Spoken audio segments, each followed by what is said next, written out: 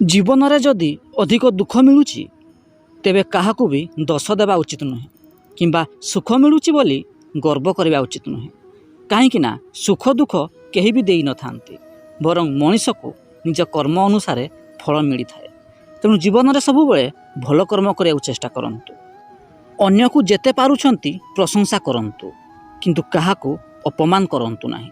कहीं अपमान एमिति एक ऋण जहाँ समय आसिले सुध सह फेरी आसी थाए। तेणु जीवन में केबे भी काहारी को अपमान करने को चेष्टा करंतु नाही। किए सबुबले आपण को ऊपर अभिमान करि थाए ताकू केबे भी निज ठारू दूरेई दियंतु नाही।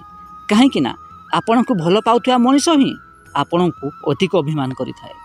शरीर में लागिथिबा आघात किछि दिन परे आपे आपे लिभि जाई थाए, किंतु हृदय में लागिथिबा आघात वर्ष वर्ष जाए रही थाए।